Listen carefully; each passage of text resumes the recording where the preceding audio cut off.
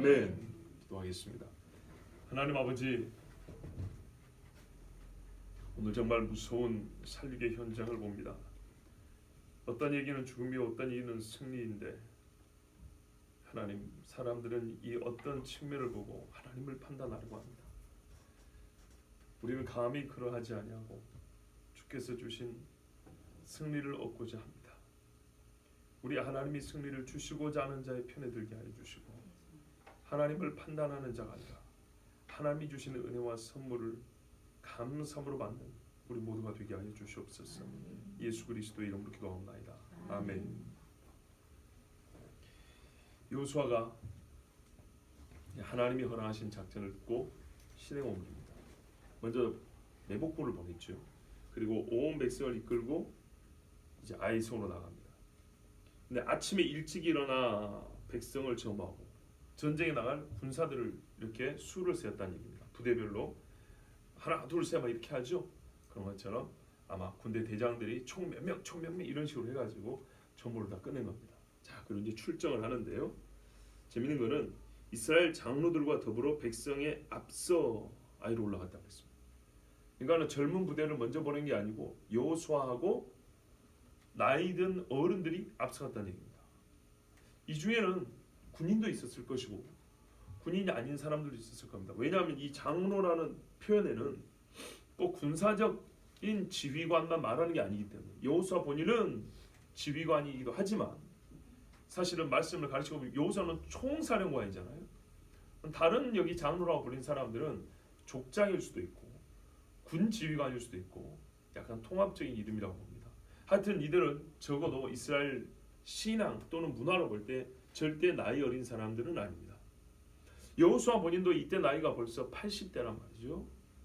40인가 45세쯤에 정탐을 갔다고 40년이 지났으니까요. 자, 그러면 이 나이 든 사람이 행군을 하는 속도가 빠를까요, 느릴까요? 느릴 수밖에 없죠. 아침 일찍 준비했다는 것은 그들의 육체적인 한계에도 불구하고 매우 열심을 냈다는 얘기입니다. 그리고 이 모습을 볼 때 따라가는 백성들은 아하, 예전에는 3,000명만 가서 대강하면 이길 줄 알았는데 우리 앞에 있는 지도자들이 온 힘을 다해서 이 전쟁을 준비하는 거라고 분명히 마음가짐은 이전처럼 교만하거나 들뜨진 않았을 겁니다. 우리에게 주신 하나님의 좋은 말씀이 있습니다. 베드로전서 5장 1절에 4절에 보면 너희 중 장로들에게 권하노니 나는 함께 장로된 자요 그리스도의 고난의 증인이요 나타날 영광에 참여할 자니라. 너희 중에 있는 하나님의 양무리를 치도해 억지로 하지 말고 하나님의 뜻을 따라 자원함으로 하며 더러운 이득을 위하여 하지 말고 기꺼이 하며 맡은 자들에게 주장하는 자세를 하지 말고 양무리의 본이 되라. 그리하면 목자장이 나타나실 때 시들지 아니하는 영광의 관을 얻으리라. 아멘. 이 말씀이 베드로 사도가 본인과 본처럼 교회를 이끌고 있는 이 교회 지도자들이 한 말이란 말이에요. 그런데 옛적의 광야 세대와 그 이후의 세대는 참 아름다운 이 베드로 사도가 말한 것과 같은 모습을 우리에게 앞서 보여주었습니다. 자, 여호수아가 이 많은 군사들을 데리고 이제 올라가는데 성읍에 가까이 보니까 북쪽에 뭐가 있었다고요? 문이 있었어요. 정문이. 이 북쪽에 진을 쳤습니다.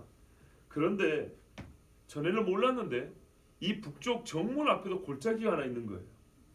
아주 큰 골짜기라고 그랬어요. 우리가 말하는 이 골짜기는 이 계곡을 얘기하는 경우가 많은데 그 정도가 아니고 산과 산 사이 정도로. 그래서 이 골짜기를 하나 놓고 건너편에다가 진을 쳤단 말입니다. 여러분, 예수님이 기드론 시내를 건너 겟세마네 기도하러 가시죠. 그렇죠? 그와 같이 골짜기를 건너갑니다. 일단 예수님의 이 시내를 건넜던 이야기를 잠깐 한번 생각해 보십시오. 사실 예수님의 시내를 건넜던 이야기는 다윗이 예표로 잘 보여줬습니다. 그 시내를 울고 건넜다가 적군에 패하여 준 것처럼 울고 건넜다가 어떻게 왔어요? 개선 장군처럼 온 백성들이 맞이하여 뭐라 하냐면요, 우리의 왕을 모시는데 우리가 뒤설 수 있겠냐고 서로 모셨다고 다투다가 유대인이 목소리가 커서 유대인이 자기 지파라고 왕을 모셔온 이야기가 있습니다. 어쨌든 12지파가 공이 다 자기 왕을 모시겠다고 난리를 냈습니다. 도망갈 때는요, 원수가 비웃었죠. 그렇죠? 베냐민 지파 사람 와가지고 막 돌 던지고 흙먼지 날리면서 살인자의 자식아 피 흘린 놈 하면서 막 다윗을 욕했단 말이에요. 그런데 그때 다윗이 그 부하 아비새가 저 죽은 개 같은 놈을 내가 한 방에 쳐 죽여버리겠습니다 하니까 하나님이 저주하시는데 하물며 저놈이 나를 저주하지 않겠냐. 가만 두어라. 주께서 오늘 이 수모를 기억하시고 나를 돌이키시리라. 이러고 돌아왔어요. 조금 더 앞을 볼까요? 다윗은 누구한테 도망갔죠? 아들 압살롬이죠. 압살롬은 그 아들들 중에 최고로 잘났다고 그랬습니다. 자, 그러면 예수님 이야기를 한번 볼까요? 예수님 누구한테 배신당했습니까? 한 그릇에 손 넣었던 자, 동변을 맡았던 자, 식사할 때 한편은 요한이요 한편은 가룟유다. 흔히 말하는 오른편 왼편 말하는 거의 왼편에 앉았던 정도의 사람입니다. 믿었던 사람이죠. 그리고 예수님도 그 고난의 골짜기를 건너서 피눈물이 흐를 정도로 사람 아주 격해지면 이 핏줄이 터져서 피눈물이 난다고 합니다. 예수님은 땀방울이 피가 될 정도로 아주 간절하게 기도했습니다. 그리고 넉넉히 이길 힘을 얻어서 돌아왔고, 물론 그 후에 골고다에서 예수님 십자가에 못 박아 죽으셨지만 이 기드론 시내를 건너서 눈물로 뿌렸기 때문에 최후의 승리를 얻을 수 있었습니다. 참 아주 중요한 우리 흔히 말하는 이게 예표와 모형적인 사건이 다윗에게도 읽어지고, 또 예수님이 왕으로서 우리에게 오실 때 그가 반드시 고난을 통하여 그랬거든요. 이 고난의 이야기가 우리에게 이렇게 뭐랄까요, 마치 1부, 2부 이런 것처럼 잘 보여주고 있습니다. 그런데 사실은 오늘 이야기는 그에 앞서서 우리가 요즘 말로 프리퀄이라고 합니다. 진짜 앞선 이야기가 하나 또 있어요. 이들이요 완전한 승리를 얻어야 되는데 잠시 교만하여 당연히 이길 줄 알았거든요. 너무 쉽게 이길 줄 알았는데 참패를 당했어요. 그리고 이스라엘은 매우 부끄러워졌어요. 이길 수 있을까 두려웠어요. 그리고 어떻게 했습니까? 울었어요. 하나님 앞에 울었고요. 사실 오늘 작전은요 상당히 부끄러운 작전이에요. 이 조그만 성을 정면으로 부딪혀도 이길 수 있는 거예요. 그런데 거짓으로 패한 것처럼 하고 복병을 두고 이스라엘 입장에서는 수치스러운 작전입니다. 근데 이런 수치스러운 일을 왜 해야 되냐면 죄 때문이었습니다. 물론 이스라엘은 본인의 죄 때문입니다. 다윗도 본인의 죄입니다. 예수님은 본인의 죄 때문은 아니지만 그 수치의 시간을 겪어야 했습니다. 그러고 나서 승리할 때는 어떻게 이긴지 아십니까? 상대의 어리석음 때문에 이깁니다. 나의 강함도 강함이지만은 하나님께서 상대를 어리석게 만드셔가지고 이기게 하십니다. 이 세 가지 사건이 그 원리와 유형에 있어서 패턴에서 똑같습니다. 그래서 이 31개 성읍의 왕들과 싸우지만은 하나님께서 여리고와 아이성 싸움을 자세히 기록해 줍니다. 사실 아이성 싸움이 훨씬 더 자세하죠. 엄밀히 말하면 우리 신앙은 대개 이런 식으로 사라집니다. 다 얻어놓은 줄 아는데 패합니다. 넘어집니다. 하나님 앞에 기도해야 됩니다. 다시 일어나려 하니 하나님은 어떻게 하냐고요? 아무 일도 없었던 것처럼 용서해주고 세워는 주시지만 내가 무너뜨린 건 메꾸게 하십니다. 그게 우리 흔히 하는 말로 살면서 고통을 겪게 하고요. 부끄러운 순간을 지나게 합니다. 그러고 나면 훨씬 더 단단해지고 훨씬 더 하나님이 함께 하시고 승리를 주시면 감사할 줄 알고 가치 있게 이길 줄 압니다. 그때 영광이 그거예요. 그때는 진짜 어떻게 하면 하나님 영광 받으소서 이렇게 됩니다. 여리고성을 쳤지만은 아간 같은 자가 있어서 하나님께서 영광을 온전히 못 받았습니다. 그런데요 이스라엘이 비굴하게 이 조그만 성을 쌓으면 도망을 가요? 등을 보여? 그런데 하나님이 승리를 주실 때 어떻게 했습니까? 이스라엘은 완전히 하나님께 영광을 돌리게 됩니다. 이 일은 하나님이 하신 겁니다. 그래서 작으나 크나 이후에는 어떤 연합군이 와도 두려워하지 않습니다. 이제 방법을 진짜 알았거든요. 철저하게 하나님만 의뢰하면 무조건 이긴다는 것을 알았거든요. 자, 오늘 그 이야기를 우리 잘 아는 이야기지만 그래도 다시 한번 살펴보도록 하겠습니다. 자, 이렇게 해서 진을 쳤는데 여호수아가 보니까 직접 와서 보니까 야 이거 3만 명 매복을 시켰는데 좀 더 해야 되겠다. 지난주에 말씀드렸죠. 그래서 5천 명을 또 편성을 합니다. 12절 보십시오. 성 서쪽 베델과 아이 사이에 가서 서라. 왜 그러냐면요. 베델이 여차하면 칠 수 있겠어요. 그리고 나중에 이 사람들이 따라오면 베델도 들어가서 쳐야 될 군인이 필요하다 그랬죠. 뿐만 아니라 이런 경우도 있어요. 매복군이 항상 발각이 안 되는 법이 없어요. 전쟁 시작이 전에 발각되면 매복군 같이 위험한 경우가 없어요. 왜냐하면 이 사람들은 기회를 틈타서 기습하려고 생각하기 때문에 거의 어떤 의미에서 수도 적고요. 자기들 스스로 방비하는 데 약해요. 무슨 말인지 아시겠죠? 고양이가 쥐를 먹으러 이러고 있는 순간에는 자기 등 뒤를 걱정을 못한다고요. 그렇기 때문에 만약에 뒤편에 있는 골짜기니까 위쪽에서 이렇게 쳐다보면 더 잘 보일 거 아니에요? 아이성이나 베델성에서 정탐꾼이 와서 발견을 하고 이 매복군을 친 다음에 이 사람들은 진짜 위험해집니다. 근데 이 사람들은 어림잡아 약 이틀 이상 매복을 하고 있습니다. 그러니까 이 사람들이 얼마나 믿음이 좋은지 봐보세요. 여리고성을 7바퀴 도는 것만큼이나 이게 쉬운 이야기가 아닙니다. 자, 그래서 5천 명을 더 매복을 시켰습니다. 그래서 결과 어떻게 됐습니까? 13절 보시면 본진은 성 북쪽에 있고 서쪽과 이 남쪽 쪽 골짜기에는 베델과 아이 골짜기에는 복병이 있었다 그랬습니다. 그리고 이제 이렇게 진을 다친 다음에 여호수아가 밤에 골짜기 가운데로 들어갔다. 어떤 골짜기일까요?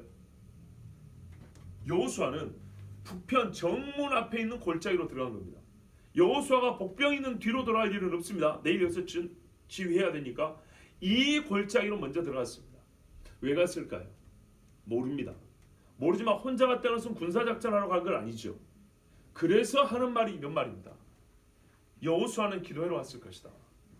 왜? 그는 항상 기도의 사람이었고 옛적에 모세와 있을 때 회막을 떠나지 않는 사람이었고 그리고 이 처음 전쟁에서 졌을 때도 하나님 앞에 기도함으로 이겼지 않습니까?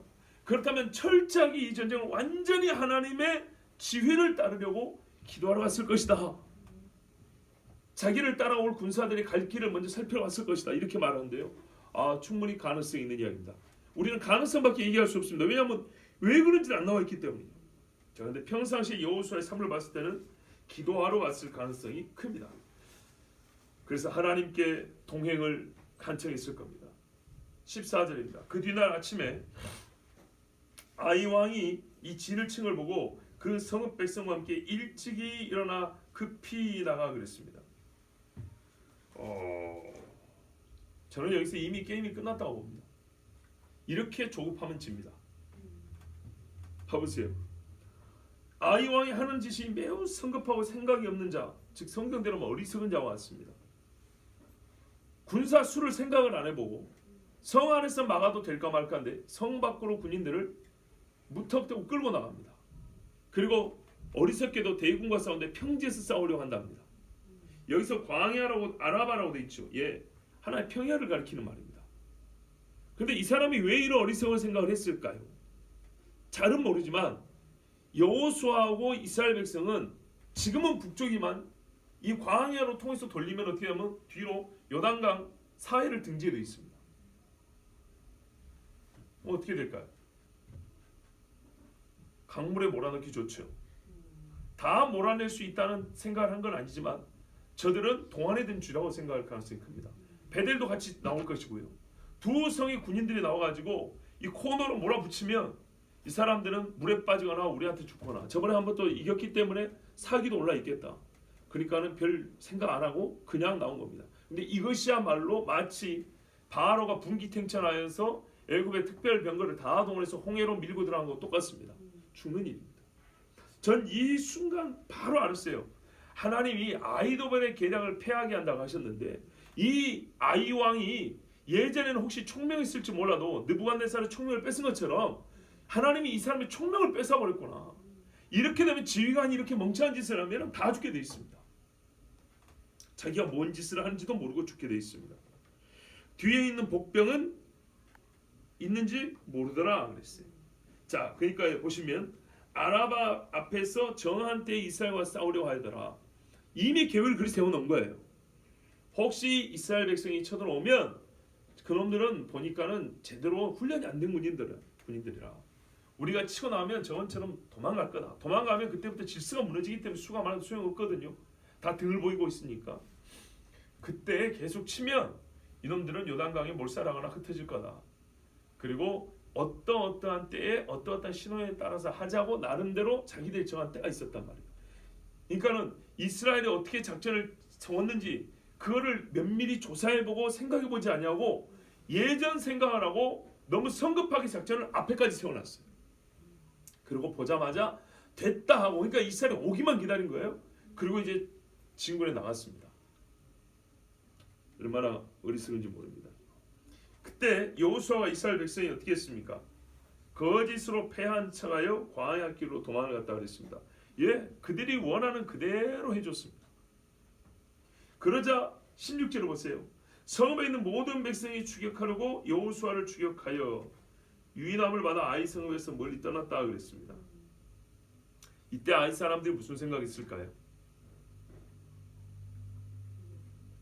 모르지만 사사기 20장 32절에 보면 베냐민 지파하고 11지파가 싸울 때 11지파가 그 베냐민의 작은 성 기브아를 못 이기고 집니다. 그리고 두 번째 이와 비슷한 작전을 세웠습니다. 매복을 했거든요. 그리고 거짓으로 패한 채 있습니다. 그랬더니 베냐민 사람들이 뭐라 하면 처음과 같이 저들이 우리 앞에서 도망한다. 처음과 같이. 그러니까 우리는 가서 죽으면 된다. 이러고 쫓아나갔어요. 그리고 죽었거든요. 다. 마찬가지입니다. 아이성 사람들도 그렇게 따라갔습니다. 하나님께서 잠시 이스라엘의 죄를 꾸짖으시려고 아이를 이용을 했을 뿐인데 사용을 했을 뿐인데 아이성 사람들은 자기들의 힘으로 대군 이스라엘을 이긴 줄 알고 착각했습니다. 이게 교만이죠. 사실 이거는 우리 중에도 있습니다. 얼마 전에 어떤 참 믿음의 귀한 선배가 그런 말을 했어요. 하나님이 자기한테 책망하는 이야기를 했어요. 자기한테 책망하는 간증을 해주시는데 그 깡패 같은 사람을 만들어 놓고 목사를 만들어 놨대요. 근데 이 양반이 워낙에 세상에서 놀던 게 좀 많아가지고 몸에 배어 있는 거예요. 목사로 사역을 하지만 쉽게 이게 안 빠지는 거예요. 물이 세상 물이. 예를 들면 교회에서 뭐 경로 잔치나 아니면 무슨 새신자 그런 초청하잖아요. 그럼 옛날에 동생들 불러다가 길 쫙 치고 의자 깔고 가라오케 깔고 뭐 이런 거 있지요. 그러니까 어디서 보긴 봤는데 흉내를 내도 꼭 옛날에 하던 짓들 하는 거예요. 예. 아우들 불러다가 자리 깔고 정리시키고 막. 그럼 되겠습니까? 안 되겠죠. 이제 그런 식이에요. 그러니까 무대뽀는 성질은 있고 막 추진력은 있지만 방향이 정도로 하기 어려운 거죠. 여차하면 동생들 부르고, 그렇죠? 참 안타까운 일이죠. 그러니까 이제 그렇게 인도한 사람 입장에서 속이 많이 상하지 않겠습니까? 푸념하고 있을 때 하나님이 또 다른 사람 중에서 하신 말씀이 너무 그렇게 괴로워하지 마라. 하나님께서 당신을 통하여 그 사람 만들어놨으니까 거기까지 마치 내가 내 자식 내 수고로 다 키운 것처럼 그렇게 생각하지 너무 섭섭하게 생각하지 말고 그거는 하나님이 하시는 문제고 여기까지 온 것도 하나님이 인도하셨다. 이런 응답을 주셨다 그래요. 맞습니다. 이 아이성과 같은 사람들은 아이성 사람들과 같은 마음은 우리도 갖기 쉬워요. 물론 여기는 지금 이스라엘과 아이성의 대적 관계지만 이런 교만한 마음은 우리도 갖기 쉽다고요. 내가 생각보다 큰 일을 조금 했어요. 내가 생각한 것보다 의외의 결과를 내가 얻은 적이 있어요. 그럼 어떻게 될까요? 금세 교만해서 전과 같이 할 줄 알아요. 머리 다 잘렸는데 삼손도 말합니까? 내가 전과 같이 힘을 떨치리라 그러죠? 안 됩니다. 늘 하나님 앞에 머리카락에 붙었는지 확인을 해야 되고 자기가 어디에 있는지를 봐야죠. 아니 그 많은 여자 중에 블레셋 여자한테 빠져 살면서 어떻게 그 전과 같이 하나님의 힘을 떨쳐보겠다고 그렇게 할 수 있겠습니까? 그거는 사실상 끝난 게임이에요. 자문을 보세요. 음녀에게 빠진 사람은 어떻게 되는지 필경은 사망으로 간다고 했어요. 물론 사사기에 보면 삼손은 때를 얻어서 블레셋 사람을 치고자 함이라고 그랬지만요. 그거는 앞에 다 나와요. 드릴라한테 빠진 것은 그게 아니에요. 블레셋 사람은 때를 얻어 치려면 얘네같이 수수께끼를 내가지고 기회를 잡든지 드릴라한테 빠졌을 때는 진짜 빠져 살았어요. 시간 가는 줄도 모르고 그 여인이 무엇 때문에 질문하는지 짐작을 하면서도 그 품이 좋아서 헤어나오지를 못했어요. 말 그대로 음녀의 품에 있었어요. 자, 이와 같은 사람들은 거의 동일한 특징을 보여줍니다. 아이성 사람들이 이래서 그리고 후에 베냐민 지파 사람들도 그랬던 것처럼 이제 쫓아나와서 다 망하게 됩니다. 17절에 보시면 아이와 베델 사람들이 다 따라가서 하나도 남은 자가 없었다고 그랬어요. 그런데 나중에 보면 베델 사람은 몇 사람 죽었다 이런 말이 없거든요. 베델은 뭐 여기서 망한 게 아닌가 이렇게 생각하시면 안 됩니다. 뒤에 가면요, 여호수아가 친 가나안 사람들 성읍이 다 나오는데 그 목록에 베델이 나와 있습니다. 자, 그런데 이 사람들이 얼마나 정신이 없었냐면 성문을 열어놓고 이스라엘을 죽이겠다 그랬습니다. 그러니까 여기서 저는 아무리 봐도 하나님이 이 사람들 망하게 하려고 진짜 하나님께서 작정을 하신 뜻이 보여요. 그렇지 않고서는 이건 상식도 아니에요. 성을 비울 때 문을 잠그고 파수꾼을 세워가지고 신호하면 문을 열는 게 상식이지 어떻게 성문을 안 잠그고 간단 말입니까? 그것도 두 성이나 똑같이요. 그래서 하나님께서 총명을 패하면 대제국 바벨론의 느부갓네살 왕도 독수리 발톱 같은 걸 입을 기르고 살았다 그러죠. 그렇게 되는 겁니다. 그런데요, 하나님께서 정말 우리에게 깊은 통찰을 주시는 말씀을 하시었어요. 이사야 10장에 보면 아수르 사람, 우리가 훗날에 적그리스도라고 말할 수 있는 이 아수르 사람에 대해서 말하는데 뭐라 그러냐면, 읽어보기 전에 들어보십시오. 이 사람은 그 자체 악한 사람입니다. 근데 이 사람이 이스라엘을 치러 오죠. 하나님이 그때 이 사람 왜 치러 오냐 하냐면, 이스라엘은 괜히 칩니까? 아닙니다. 결국에는 하나님이 구원하시고 능력을 보이고자 함이죠. 바로의 때와 같이. 그런데 이스라엘의 죄를 징치하기 위하여서 그랬어요. 처음부터 죄가 없으면 그렇게 안 합니다. 아시겠죠? 죄를 벌하는데 이 아수르 사람을 잠시 도구로 이용한다고 했어요. 물론 이는 이스라엘 역사 중에 바벨론 느부갓네살 왕을 말할 수도 있습니다. 그런데 이 말씀은 훗날 그리스도의 때와 연결되기 때문에 적그리스도의 또 이중적 예언이라고 알 수가 있는데요. 이 사람이 올 때도 지금 이스라엘 회개 안 하고 있죠. 대부분은. 중동 최고의 게이 축제는 어디 있다고요? 텔아비브에 있고, 이스라엘 현재 수도는 텔아비브에 있고, 그것도 시 예산으로 다 지원해주고. 자, 이제 이스라엘을 징치하면서 하나님이 이스라엘을 정신 차리게 합니다. 그 다음에는요, 아수르를 벌합니다. 왜? 아수르는 자기가 하나님의 막대기로 쓰임 받는 줄 모르고, 매로 쓰임 받는 줄 모르고 자기의 의와 자기의 힘으로 이스라엘을 다 먹어버리려고 해요. 그래서 하나님이 네가 네 주제를 모르는구나 그러면서 아수르 사람 치는 이야기 나옵니다. 그 중에 잠깐 몇 구절만 읽어드리면요, 10장 5절에서 16절까지인데요. 아수르 사람은 화 있을진저 그는 내 진노의 막대기요 그 손에 몽둥이는 내 분노라. 내가 그를 보내 경건하지 아니한 나라를 치게 하며 내가 그에게 명령하여 나를 노하게 한 백성을 쳐서 탈취하며 노략하게 하며 또 그들을 길거리에 진흙같이 짓밟게 하려 하거니와. 자, 이게 이제 1차적으로 이 군대를 동원한 이유예요. 그의 뜻은 이같지 아니하며, 근데 이 아수르 사람은 다른 뜻을 갖고 있더라는 거예요. 그게 뭐냐? 그의 마음의 생각도 이같지 아니하고, 하나님은 이 아수르 사람을 막대기로 사용해서 이스라엘을 매만점대를 하는데 요놈들은 그 뜻만 가지고 있는 게 아니라 더 다른 뜻, 큰 뜻, 자기들 나름대로 계획을 갖고 있더라는 거죠. 다만 그의 마음은 허다한 나라를 파괴하며 멸절하려 하는도다. 많은 나라를 손아귀에 집어넣으려고 이 제국주의적 야욕을 가지고 있더라 이 말이죠. 그래서 하나님은 어떻게 했냐? 12절에 그러므로 주께서 주의 일을 시온산과 예루살렘에 다 행하신 후에, 이게 뭔지 나오죠. 정치가 나오죠. 예루살렘과 시온산에 하나님이 행하실 일이 있었어요. 매를 때려서 어떻게 해요? 회개하게 한다고요. 스가랴 12장처럼. 그런데 이 적그리스도와 내지는 이스라엘을 치러 온 이 무리들 어떻게 해요? 자기들이 잠시 하나님의 막대기로 매로 쓰인 줄을 모르고 자기들이 세상을 다 먹겠다고 이 교만한 생각을 갖고 있는 아이성 사람들 마찬가지예요. 아이가 강해서가 아니라 이스라엘이 범죄함으로 하나님이 잠깐 매로 쓴 것뿐인데 이들은 착각을 했어요. 후에 아수르 왕의 완악한 마음의 열매와 바로 이거거든요. 높은 눈에 자랑을 벌하시리라. 아이 사람도 똑같고요. 아수르 사람도 똑같고요. 바로도 똑같고요. 하만도 똑같고요. 16절에 그러므로 주만군의 여호와께서 살찐 자를 파리하게 하시며 그의 영화 아래에 불이 붙는 것 같이 맹렬히 타게 하실 것이라. 아멘. 결국엔 어떻게 해요? 그 뺏으려고 했던 거 다시 뺏어버리고 불에 태워 살라버린다는 얘기입니다. 이게 아수르 사람의 결말이고요. 아이의 결말입니다. 성에 불타 없어집니다. 자, 여호수아에게 하나님이 말씀하십니다. 18절 보십시오. 이 쫓아오는 사람을 향해서 이제 어떻게 도망가다가 내 손에 든 단창을 들어 아이를 가리키라. 내가 이 성을 내 손에 넘겨주리라.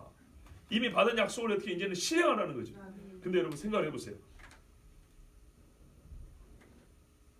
자, 먼 거리에서 단창, 요만한 창을 들고 서면 보이겠어요? 안 보이겠어요? 안 보이겠죠. 그러나 걱정하지 마세요. 깃대에다가 꼽으면 보입니다. 말 타면서 깃대에 꼽아가지고 이렇게 쫙 들면 보인다고요? 아니면 좀 높은 데 올라가서 이렇게 지휘관이니까 이렇게 하면 보인다고요? 그러자 어떻게 해요? 복병들이 일어나서 이제는 비어있는 아이성과 베델에 들어가서 불을 놓고 사람들이 이제 쳐 죽이고 있습니다. 자, 재밌는 게 있어요. 26절에 보면 아이성을 다 치기까지 여호수아가 창을 든 손을 내리지 않았다고 했어요. 어디서 봤죠? 모세. 하나님이 시켰습니까? 그냥 들라 그랬지 뭐 계속 들고 있으라 그랬나요? 그거 아니죠. 근데 여호수아는 그렇게 했어요. 여호수아 나이 80세가 넘었습니다. 예전에 출애굽기 17장에 아말렉이 이스라엘을 칠 때 그때는 여호수아가 싸웠고요. 모세가 두 손을 들기도 했습니다. 하나님이 꼭 이렇게 하라 그랬습니까? 꼭 그렇게 하라 하지 않았지만은 모세는 알았어요. 하나님께서 돕지 않으시면 이 백성은 절대 못 이긴다. 근데 아론과 훌이 이렇게 붙잡아줬죠. 그래서 이렇게 손을 들고 있었죠. 여호수아는 누가 도와줬는지는 모르겠지만 그때 그 기억을 하고 있습니다. 우리가 패했어요. 지금 이길 것 같아요. 그러나 하나님은 의뢰했으면 어떻게 한다고요? 예정에 모세처럼 의뢰하겠다고요. 진짜 여지없이 모세를 닮아갑니다. 히브리서에도 말하면 12장에 저 같은 설교자들을 자꾸 이렇게 너무 의식하지 말고 들으세요. 너희에게 말씀을 가르쳐주는 자들의 그 뒤를 주의하여 보고 따라가라. 이 말씀이 히브리서에 나와 있어요. 모세는 하나님의 말씀을 받았고 모세는 이스라엘 백성을 출애굽시켰던 하나님의 종이었습니다. 여호수아를 가리켜 말하면 내가 너를 모세와 같이 그랬거든요. 하나님은 모세와 같이 여호수아를 높여주고 능력을 중에 아니라 여호수아 본인도 어떻게 해요? 모세를 본받았어요. 그래서 그는 시키지 않았지만 이 창을 계속 들고 있어요. 얼마나 힘들었을까요? 어떤 일은 이건 최소 6시간은 들고 있었을 거라고 해요. 여호수아는요 젊을 때 아직 칼을 들지는 않았지만 진짜 이 단창을 들고 사람을 찔러 피를 흘리지 않았지만 창을 들고 사람을 찔러 전쟁을 직접 수행하는 수고를 이걸 들고 있음으로써 다 했어요. 그의 손을 드는 순간에 이제 복병이 일어났고요. 계속 손을 들고 있는 순간 그때마다 이스라엘은 패하지 않았습니다. 승리의 연속이었습니다. 자, 그러자 아이성 사람들이 뒤를 보니까는 연기가 막 솟아오르는 걸 봤단 말이에요. 그래서 급해가지고 이제 우왕좌왕이 됐어요. 그때 어떻게 했다 그럽니까? 추격하던 자들도 도망하던 자들도 돌이켰죠. 그래서 아이성 사람과 베델 사람들을 다시 돌이켜 공격하기 시작했어요. 그러면 아이성 사람들은 얼마나 당황했겠습니까? 무섭고 당황하고 도망을 가려도 갈 데도 없고 이래서 최종적으로 어떻게 했냐? 20절에서 22절까지 보시면 이쪽이든 저쪽이든 다 쳐 죽였다고 했어요. 성읍에 불을 지르고 다시 나온 군인들이 아이성 사람의 후면을 치고 도망가던 이스라엘 사람이 돌이켜서 아이성 사람의 전면을 치고 이래서 아이성 사람들과 베델 사람은 그 가운데 끼어서 특히 이게 골짜기 아니겠어요? 끼어서 아무데도 도망가지 못하고 다 죽었다. 이렇게 말씀하고 있습니다. 자, 여러분 너무 긴 말씀을 짧게 이야기해서 좀 섭섭한지는 모르겠지만 우리가 잘 아는 이야기이기 때문에 스토리 자체는 제가 여러분에게 세세하게 말씀드릴 필요가 없습니다. 이렇게 해서 다 쳐 죽이고 이스라엘은 시킨 대로 진멸을 시킨 다음에 아이 왕은 잡아다가 여호수아 앞에 데리고 왔습니다. 여호수아가 어떻게 했습니까?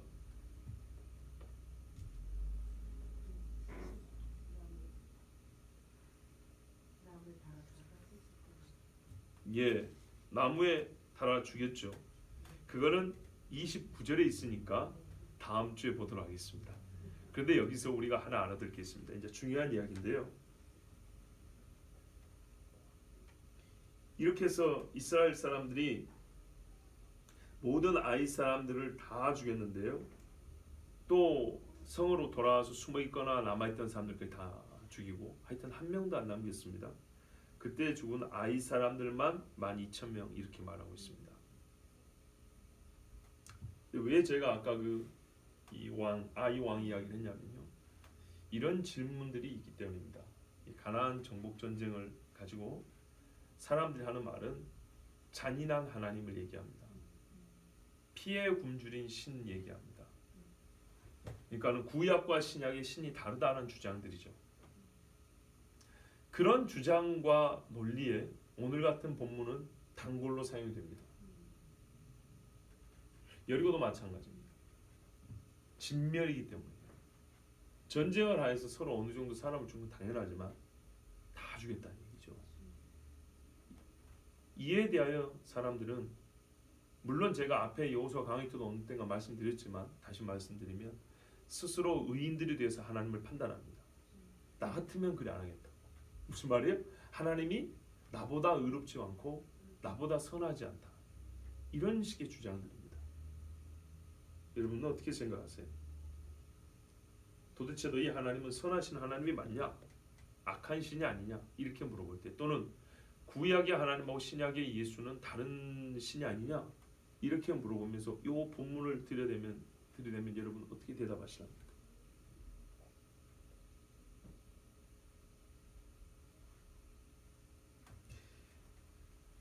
복잡한 논리를 생각 안 하셔도 됩니다. 성경대로 말씀해 주면 됩니다. 성경의 하나님 뭐라냐면 창세기에 아브라함이 이르기를 아모리 사람의 죄악이 아직 차지 않았다 그랬어요. 하나님의 이 전쟁은 무슨 전쟁이라고요? 죄에 대한 심판이라고 했어요. 다음에 보시면 알겠지만 아이 왕을 잡아다가 어떻게 합니까? 나무에 달았어요. 이거는 전쟁에서 그냥 적군을 쳐 죽이는 방식이 아니고 죄인의 처형 방식입니다. 무슨 말씀인지 아시겠어요? 여호수아가 오늘 이 전쟁을 치른 것은 어떤 의미냐면 하나님이 허락하신 땅에 우리가 들어간다는 의미 외에 하나님이 죄인을 처형하라고 할 때 마치 사형 집행관으로 우리가 여기에 서 있다라는 의식을 갖고 있다는 겁니다. 이게 아이 왕을 처형하는 방식에서 나타납니다. 이스라엘 사람도 그렇죠. 그 불뱀 사건 때인가요? 위에 달라 그러잖아요. 그죠? 예, 족장들 하나님 앞에 달라 그럽니다. 그 바알볼 사건 때인가? 지금 갑자기 생각이 가물가물한데 하여튼 둘 중에 하나입니다. 족장들을 데려다가 몸에 달라 그럽니다. 그리고 우리가 지난 주일날 들었던 말씀 있죠. 사울의 자식들, 손자들, 기본 사람들의 피값으로 나무에 달라 그러죠. 일관성이 있습니다. 예수님도 의인이지만 우리를 의롭다 하시려고 죄인이 되어서 십자가에 달려 죽으셨죠. 그래서 사람들은 예수님의 시체에 손을 안 대려고 하고 저 저주받은 자가 우리의 메시아라니 믿을 수가 없다, 받아들일 수 없다 그랬던 거 아닙니까? 성경의 일관성 있게 나무에 달려 죽은 자는 다 하나님께 저주받은 자고 그 죄로 말미암아 형벌을 받았다고 말합니다. 그렇기 때문에 이스라엘 사람들이 아이 사람들 죽인 거는 형벌 집행적 차원입니다. 그러므로 그냥 단순하게 너무 잔인한 하나님이다, 후환을 없앤다는 기본적인 어떤 그 정치인들의 생각 그대로 갖고 있는 아주 인간적인 신이 아닌가 이렇게 말할 수 있지만 그렇지 않습니다. 이 사람들은 하나님 앞에 죄인으로 죽은 겁니다. 지난주에 제가 소돔과 고모라 이야기했죠. 소돔과 고모라 제가 그 유다서 말씀을 창세기로 잘 미리 생각을 못 해가지고 잘못 가르쳐 드렸는데요. 유다서에 보면 소돔과 고모라와 그 주변 성읍 이렇게 나와 있어요. 근데 그들이 왜 죽었냐? 그들의 음행과 다른 육체를 따라간 범죄 때문이라고 그랬어요. 그 죄로 말미암아 소돔과 고모라는 어린 아이들까지 다 불에 타 죽은 거예요. 하나님은 같은 판단 기준을 갖고 있습니다. 거룩하신 하나님 앞에 이 사건을 가지고 하나님이 지나치게 잔인하다, 하나님은 선한 하나님이 아니다, 이렇게 하면 곤란합니다. 여러분, 어린 아이라 할지라도 자기의 뜻을 보일 줄 안다 그랬습니다. 어린 아이에게 나타난 뜻이 선한 것이 많습니까? 아닙니다. 어린 아이라서 우리가 어른들이 그냥 봐줘서 그렇지 그 뜻 그 자체로 보면 선하지 않은 것이 훨씬 더 많습니다. 그래서 자말에도 말씀한 거예요. 어린 아이에게는 미련함이 둘려 있으니 채찍으로 때려싸도 이걸 풀으라 그랬어요. 그리고 나면 얘가 어릴 때 배운 그 교훈에 떠나지 아니한다. 처음부터 하나님 앞에 받침이 되리라. 첫 걸음부터 받침이 되리라. 근데 그 미련함이 뭐라고요? 히브리 말 그대로 하면 뱀이 또아리를 틀고 있는 것처럼 하나님을 알지 못하고 하나님을 거슬러 하는 마음이 그 아이를 꽉 틀고 있다는 얘기입니다. 이게 사람이에요. 그거를 풀어주고 깨부셔줘야 된다고 그랬습니다. 그러면 어떻게 하라고요? 매를 때리기라도 해야 된다고 그랬어요. 그러면 죽지 않는다고 그랬어요. 이거를 매를 때려가지고 체벌로 애가 안 죽는다 이 정도 아니고요. 말씀을 보면은 그렇게 가르쳐야 그 어리석음이 떠나 애가 산다는 얘기입니다. 그러니까 이 중에 아이들도 죽었다, 이 중에 어린애들도 죽었다라는 것을 가지고 마치 우리가 굉장히 선하고 의로운 인간인 것처럼 그렇게 착각하면 절대 안 된다는 겁니다. 에스라 8장 22절에 우리 하나님의 손은 자기를 찾는 모든 자에게 선을 베푸시고 자기를 배반하는 모든 자에게는 권능과 진노를 내리신다, 이렇게 했습니다. 여러분이 어떻게 생각하세요? 선하고 의로운 사람은 하나님의 손 안에 있죠. 악하고 죄인들은요, 손 밖에 있을까요? 손 안에 있습니다. 히브리서 10장에도 하나님의 진노하시는 하나님의 손에 빠져든 것이 심히 무섭다, 이렇게 되어 있어요. 지옥은 하나님의 손 밖에 있습니까? 손 안에 있습니까? 손 안에 있습니다. 지옥에서도 하나님 만납니다. 이 말이 무슨 말이에요? 지옥에 구원이 있다는 얘기인가요? 제가 그걸 철저히 배격하죠. 성경도 전혀 그런 거 가르치지 않죠. 그거는 2단 중에 상 2단입니다. 고급 2단이라고요. 신학자들이 주장하는 이론이거든요. 제2의 기회로. 저희 옆 동네에서 가르치잖아요. 연옥이 여러분 그냥 까만 줄 아세요? 거기도 불타는 데입니다. 불로 목욕을 좀 해야 됩니다. 죄를 꼬실러야 돼요. 예수님의 피가 부족해서. 자, 예수님의 피가 부족하기 때문에 잠시 불로 좀 끄실러야 되고, 그나마 헌금 좀 많이 하고 살아있는 사람의 공적을 쌓아가지고 온라인 계좌 이체해주면 좀 빨리 천국으로 올라가고, 살아있는 가족들이 잘 못 살면 꼬실릴 때까지 꼬실렀다가 나중에 올라가야 되고, 이게 연옥사상입니다. 자, 보세요 여러분. 제2의 기회론이라는 것들이 지옥이 없어지거나 지옥에서 천국으로 승격이 올라간다, 이런 말인데, 한마디로 거기서도 하나님의 복음을 듣는다는 얘기예요. 그래서 회심을 한다는 얘기예요. 근데 그 말대로 하면 얼마나 웃길까요? 그걸 100년이 지나야 깨달을까요? 그 불소에서 꼬실르면 1초 만에 못 깨달을까요?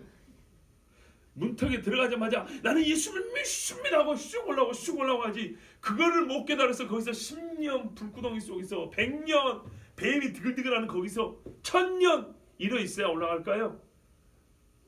그러니까 헛소리하면 이렇게 모순이 되고 말이 안 되는 거예요. 거기서도 복음을 듣고 회심을 한다는 거예요. 그러면 그 회심, 그렇게 시간이 많이 걸릴 필요가 어딨냐고요. 그 무서운 데서 금세 회심하고 올라가지. 그러면 얼마나 또 불공평한 걸 생각해 보세요. 이 땅에서 예수를 믿고 주와 동행하며 세상의 쾌락과 즐거움을 마다했던 그 성도들은, 그죠? 오히려 그보다 불공정한 거예요. 사람들 왜 착한 사람인지 훨씬 그들의 말이 더 불공정해지는 거예요. 자, 그런데요 여러분, 지옥은 하나님의, 그래서 어떤 사람은 손 밖에 있기 때문에, 하나님의 손 밖에 있기 때문에 지옥은 하나님의 손 밖에 있다. 어떻게 말하면요, 불구덩이라고 말하면 손 밖에 돼요. 잘 들어보세요. 왜 지옥이 없어져야 한다고 말하는 그런 바보들이 있냐면요, 하나님은 선하고 좋은 하나님이니까 칭찬하는 것 같죠. 근데 자기들이 구원의 문을 넓히라는 거예요. 지옥은 불구덩이 아니냐, 하나님은 그것을 허용할 수가 없다. 왜? 이런 것은 하나님의 손 밖에 있다는 거예요. 하나님의 손 밖에 있기 때문에, 지옥은 하나님의 통치 영역 밖에 있기 때문에 그런 곳은 있을 수가 없으므로 지옥은 존재하지 않는다. 이렇게 말하는 거예요. 얼마나 바보같고 지기들 마음대로 하는 거 봐보세요. 성경 히브리서에 12장 29절에 우리 하나님은 소멸하는 불이심이라. 아멘. 소멸하는 불이 하나님 건데 어떻게 지옥이 하나님 손 밖에 있어요? 소돔과 고모라를 불로 때리신 분이 하나님인데 어떻게 불타는 곳이 하나님 손 밖에 있어요? 저를 어리석게 생각하지 마세요. 저는 어리석게 말하는 사람들의 어리석음을 지금 여러분 지적하게 가르쳐 드리는 겁니다. 절대 속아 넘어가는 일이 없게 하라. 오늘 말씀에 그러므로 아이성 사람들은 악을 행하고 의를 행하지 아니하므로 진노하시는 하나님의 손 안에 들어있는 것입니다. 이스라엘도 그랬습니다. 우상 숭배하고 하나님을 볼 때는 똑같이 진노하시는 하나님의 손에 들어갔습니다. 그러나 회개하고 나온 자는 제 아무리 큰 죄를 저질렀더라도 하나님의 은혜와 긍휼의 손 안에 듭니다. 이게 에스라가 우리에게 공포해준 하나님의 뜻입니다. 오늘 말씀에 여러분 중에 아마 많은 분들은 기대했을 겁니다. 뭔가 해석에 또 큰 묘미가 있을 것을 기대했을지 모릅니다. 저도 오늘 말씀을 보니까 큰 기교를 부릴 말씀도 없고요. 깊이 들여봐야 깨달을 수 있는 그런 말씀도 눈에 안 띄더라고요. 너무 쉽고요. 뭐랄까요? 문장은 길지만 이야기는 일사천리로 쭉쭉쭉 그냥 진행이 되어가고 있어요. 단일 스토리예요. 아주 빨라요. 그래서 깨달았어요. 하나님이 전하라고 한 사실은 바로 이거라는 거예요.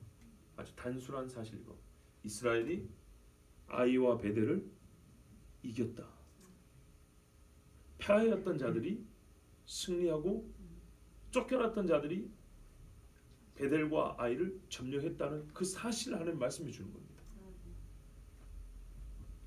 여러분 이것은요 어떤 해석적 묘미보다 또는 어떤 감춰진 영적 교훈보다 분명하게 드러난 이 하나의 사실이 더 중요하지 않습니까? 이스라엘이 이겼습니다. 결국은 우리가 싸우는 게 승리를 위한 싸움이 아닙니까?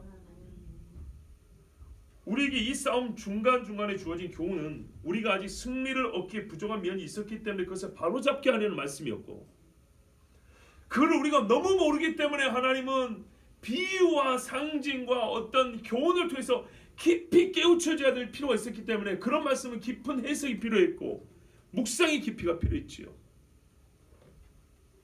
나 자신이 멸망할 자였기 때문에 그 죽음의 자리에서 벗어난 일이 우선일 때는 우리 주님이 경고를 주셨기 때문에 또한 강렬하고 뾰족한 말씀도 우리에게 주셨단 말이죠. 그것은 이렇게 빨리 지나갈 수가 없어요. 왜냐하면 부족함과 죄에 빠져있는 우리를 일으키려고 주시는 말씀들은 하나하나 곱씹으면서 말 그대로 못 하나하나를 발에 찍어가면서 피를 흘리면서 배워야 되는 말씀이니까요. 그러나 여러분 왜 그런 말씀이 필요했죠? 왜요? 결국에는 승리하게 하려고 그 말씀이 필요했던 겁니다. 그래서 그 모든 일이 지나고 우리가 승리를 얻었다면 지금 여러분 무엇을 기뻐하면 족하겠습니까? 승리를 기뻐하고 만끽하면 되는 겁니다. 우리가 아직 승리의 의미와 참 가치를 모르기 때문에 그것을 정립시켜 주려고 하나님은 미리 우리에게 깊은 교훈들을 가르쳐 주셨고, 이제는 배웠고 깨달았다면 지금은요 그런 배움과 교훈과 깨달음보다 더 중요한 거, 그 결과 어떻게 했다고요? 합격했다는 거죠. 3년 내내 고생해서 수능 시험 보고 대학교 원하는데 딱 시험 하는데 엄마 합격했어! 이거에 온 집안 잔치가 되죠. 그죠? 어떻게 했다고요? 하나님 여리고를 이겼습니다. 여리고 아니지 뭐죠? 아이성을 이겼습니다. 여러분 안 기쁘세요? 아니 기도 실컷 해놓고 기도의 응답을 받았는데 기도할 때 같이 하나님 별로 재미가 없네요. 그래요? 신학 공부 열심히 해가지고 목사 한 수도 받고 목회를 하게 되는데 이 강단에 서는 순간 하나님께 감사함이 돼야 되는데 그래도 학교 다닐 때 그래도 그 무슨 비평이니 하고 그 어려운 거 공부할 때 좋았는데 이래요? 그거 아니죠. 무엇보다 중요한 것은, 가장 필요한 것은 승리입니다. 이건 결과주의적으로 얘기하는 게 아니에요. 하나님은 결과만 주실 것 같으면 이 앞선 이야기들 그렇게 길게 말씀하지 않고 이스라엘이 이렇게 매로 때리지 않아요. 그러나 무시하지 말 것은 최종적으로는 이 이김을 위하여 앞선 하나님의 맷때림도 있었다는 겁니다. 그러니까 말하자면 그거예요. 이걸 전체로 봤다면 이 모든 하나님이 하신 일이 무엇 때문인가? 근본적인 하나님의 목적이 무엇이었던가를 우리가 이 끝에 와서 발견하는 겁니다. 결국에는 이스라엘로 하여금 아이와 베델을 점령하고 이기게 하시려고 했던 거예요. 승리입니다. 사망에서 생명으로 옮겨짐이고 하나님께서 주신 나라를 상속하는 것입니다. 여러분, 저는 오늘 그냥 이 단순한 하나님의 말씀을 받아들이는 걸로 만족하기로 했습니다. 여기서 이 단어에는, 이 문구에는 그렇게 애쓰고 파고드는 것은 허황된 욕심에 불과하다는 것을 깨달았습니다. 그렇게 마지막 결승선이 있는데 달리는 재미가 좋다고 해가지고, 달리다가 옆에서 피던 꽃을 하나 꺾어서 냄새 맡는 게 좋다 해가지고, 마라톤하다가 옆에서 주는 물맛이 좋더라 해가지고 결승전 앞에서 다시 돌아가서 또 돌고 이런 바보가 어디 있습니까? 그렇죠? 그런데 우리 예수 믿는 사람들이 가끔 그런 일이 있어요. 중간중간에 어떤 단어나 어떤 문구가 주는 해석적 묘미, 소위 말하는 신선한 새로운 해석들, 적용들, 어떤 통찰들, 이것에 맛이 들려가지고 최종적으로 하나님이 주고자 하는 것이 무엇인지는 근접했다 돌아가고 서버리는 경우가 많아요. 그리고 그 끄트머리까지 못 가고 그 앞에서 이게 결론이라고 바보같이 내세우는 경우가 있어요. 그렇지 않습니다.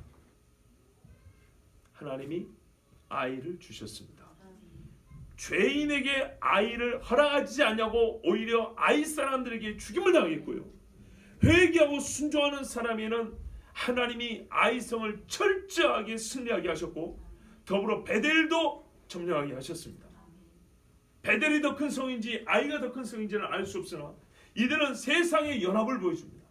연합하여 이스라엘을 치고자 해도 세상이 이후에는 5나라 6나라씩 막 이렇게 묻혀갖고 옵니다. 그리 해봐야 이제 하나님 앞에 완전히 연합하고 주님과 함께한 사람들 어떻게 해요? 절대 이기지 못합니다.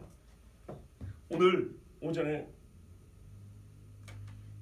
아가 6장 11절에서 13절 말씀을 읽었습니다. 잠깐 한번 보시겠습니까? 아가 6장 13절에 보면, 돌아오라 술람미 여자야, 돌아오라 우리가 너를 보게 하라. 너희가 어찌하여 마하나임에서 춤추는 것을 보는 것처럼 술람미 여자를 보려느냐, 이렇게 되어 있습니다. 사실 앞에서부터 말이 있지만 이 한 구절만 그냥 말씀드리면 무슨 말이냐면, 신부가 신랑과 결혼을 했어요. 그런데 관계가 많이 멀어졌어요. 어렵게 다시 만났어요. 그러자 신랑이 너무 사랑스러워서 신부를 정말 극찬을 하면서 최고의 노래를 불렀어요. 그 옆에 있던 여자들도 맞다고 인정을 해줬어요. 막 칭찬해줬어요. 그러게 너무 감사해서 이 여자가, 신부가 신랑에게 또 노래를 불렀어요. 이게 11절 12절이에요. 그 신랑과 좀 성적인 그런 좀 그 관계가 있지만은 하여튼 성적인 연합이 이르도록 아주 그냥 막 친밀함과 하나가 됐어요. 그러자 어떤 또 하나의 여인의 무리들이 시기가 난 거예요. 한참 부부가 좋아하고 있는데 누가 눈치 없이 돌아오라고 한다는 겁니까? 신랑이 한 얘기가 아니에요. 이거는 주변에 있는 여자들이 이리 좀 와보라고 한 거예요. 술람미 여자 아니고 술람밋입니다. 술람밋, 술람 여자 이런 뜻입니다. 술람미 하면 술람의 사람 이렇게 돼버리고요. 그냥 술람 여자, 술람 여자야. 술람이란 말 자체가 최고, 완전한 이런 뜻입니다. 그러니까 여기 반복되는 말이 가장 예쁜 자야 이렇게 있죠. 이게 진짜 이쁜 자야, 최고의 여자야, 이리 좀 와봐, 이리 좀 와봐, 우리 좀 보자, 우리가 너 좀 보고 싶다. 그런데요, 지금 상황은 이 여인들이 부를 상황이 아니에요. 헤어졌던 신랑하고 지금 다시 말하자면 지금 불 끄고 잘라 그런다니까요. 그런데 정신없이 왜 오라 그래요? 자, 뭐라고 대답해야 될까요? 여러분, 여인에게, 내 부인에게 이런 말한 사람 있을 때 우리 신랑들, 남편들 어떻게 하시겠어요? 부인이 대답하기 두시했어요? 신랑이 나서야죠. 신랑이 대신해 주는 말이 13절 후반부예요. 그래서 13절에 점이 두 개 찍혔죠. 너희가 어찌하여 마하나임에서 춤추는 것을 보는 것처럼 술람 여자를 보렸느냐. 이 말은 두 가지 해석이 가능합니다. 첫 번째는 이런 뜻입니다. 마하나임은 어느 지역이라면은 이런 뜻입니다. 군대에서 옛날에 위문 공연한다고 춤추는 여자들 있죠. 축제하면 춤추는 여자들 있죠. 그런 것처럼 너희가 내 부인을, 내가 누구냐? 내가 솔로몬 왕이다. 왕비가 지금 왕과 잠자를 들려고 하는데 너희가 감히 내 부인을 불러 대신 변호해주고 막아주는 겁니다. 뭐라 하냐면 너희는 내 왕비를 춤추는 여자 정도로 아는가 보구나. 얼마나 무서운 말인가 봐보세요. 왕의 노여움이 들어있지 않습니까? 경고가 들어있습니다. 나하고 연합한 신부를 너희가 고작 춤꾼, 댄서 정도로 생각하고 이 여인을 쉽게 이렇게 불러내려고 하는구나. 더 이상 말이 필요 없죠. 두 번째 해석은요, 그보다 훨씬 더 격이 높습니다. 마하나임을 알다시피 야곱이 야복강을 건널 때 만난 두 군대잖아요. 마하나임이라는 말 뜻이요, 군대 두 진영이라는 양사입니다. 둘을 가리키는 말이 있어요. 이스라엘 말에는 우리는 하나와 다수를 가리키는 단수와 복수가 있는데 히브리 말에는 양사가 있어요. 짝을 이루고 있는 것을 가리키는 말이에요. 두 군대, 쌍을 이루고 있는 두 군대. 그래서 두 군대가 서로 연합하여 군대의 완전함을 이루고 있다는 거예요. 앞에서 말하냐, 깃발을 세운 군대라고 했어요. 이 여자를. 그런데 어느 정도로 신랑은 이 여자를 완벽한 군대를 표현하고 있냐면요, 두 군대가 깃발을 더 버리고 숙이는 것은 패배하여 도망가는 군대고요, 세운 군대는 승리나 전진하는 군대거든요. 내 신부는 너희가 감히 근접할 수 없는 최고의 위엄을 갖춘 군대와 같다. 너희가 이렇게 부른다고 뒤를 쳐다보거나 돌아가거나, 아까는 춤꾼 취급하지 말라 그랬죠. 춤꾼 취급하지 말라는 정도가 아니고 너희가 아예 부를 수 없는 최고의 왕의 군대와 같은 여자가 내 부인이다, 이런 말이에요. 이렇게 신랑이 자기 부인을 변호해주고 자기 부인을 세상에 공표를 해줘요. 이런 여자라고. 그런데 이 여자가 이렇게 극찬을 듣고 신랑이 변호해주고 말로 말하자면 방어지를 쳐준 것 같죠. 어떻게 이런 보호를 받는지 아십니까? 이 여인이 비둘기 같은 눈을 가졌기 때문에 그랬어요.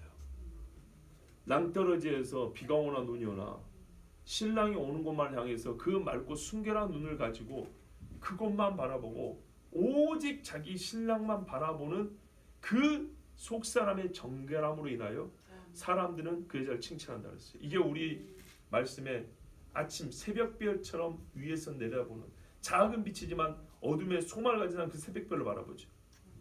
달같이 아름답고, 이 달은 빛 중심의 말이라고 했어요. 해같이 맑고, 여기서 해는 열 중심의 표현입니다. 순결하여 소독하는 그 뜨거움을 얘기합니다. 그 달빛의 은은함과 사랑을 속삭이는 그 사랑의 빛, 해의 뜨거움으로 더러운 것들을 다 소멸해버리는 이런 여자로서 서 있는 군대인 여자. 이렇게 신랑이 얘기를 해줍니다. 자, 여러분, 제가 왜 이 말씀을 드립니까? 이스라엘이 지금 이 아가서가 말하는 같은 군대로 지금 서 있습니다. 이들이 이렇게 서 있으면 절대 지지 않습니다. 사람들이 아이고 저 오합지졸 봐라 하지만은 신랑이신 예수님은 뭐라고 말해준다고요?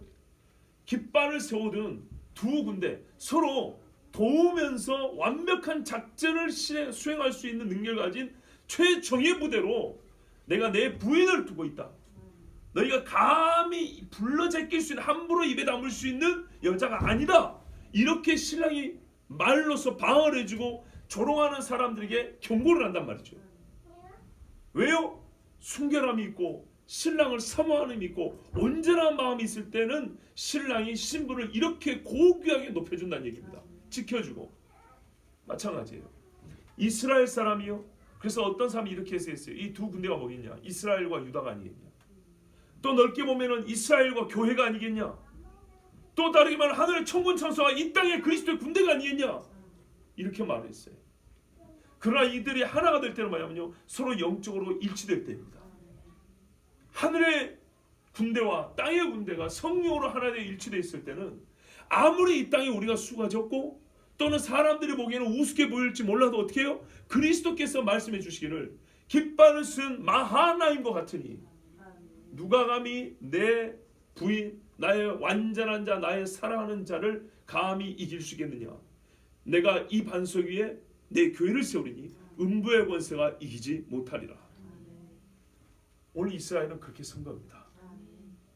전면의 성군대와 후면의 복병들이 두 군대가 완전하게 연합하여서 한 작전을 수행했고 하나님 주신 승리를 맛보았습니다. 저는 진짜요, 많은 교훈도 좋고 해석적인 묘미도 좋습니다. 최종적으로 이 승리를 얻지 못한다면 광야에서 빙글빙글 돌아야 되거나 사람의 칼에 맞아 죽어야 되거나 강물에 빠져 죽어야 되는 겁니다. 홍해에 빠져 시체가 되어야 되는 겁니다. 그러나 하나님이 말씀하신 그 길로 진짜 비둘기 같은 눈을 가지고 주님이 가리키는 방향을 보고 가라 할 때 순종하면 어떻게 된다고요? 최종적으로는 승리를 얻는단 말입니다. 승리. 여러분, 저는 진짜 승리를 얻고 싶습니다. 우리 교회 승리를 얻어야겠습니다. 이 땅에 혹 전쟁이 있거나 혹 무서운 일들이 있거나 난리의 소문이 있거나 혹은 이단과 거짓 가르침들이 교회를 파고들려고 할 때 여러분 완전히 주님만 바라보십시오. 완전히 하나님 말씀만 바라보십시오. 그러면 우리 주님이 친히 막아주신다니까요. 너희가 건들 자를 건드려야지. 깃발을 세운 군대 갖고 마하나임 같은 내 부인을 건든단 말이냐, 내 신부를 건든단 말이냐. 우리 주님 절대 허용하지 않습니다. 그리고 승리를 주십니다. 저는 승리하는 교회가 되고 싶습니다. 그럴 줄로 믿습니다. 우리 함께 기도하겠습니다.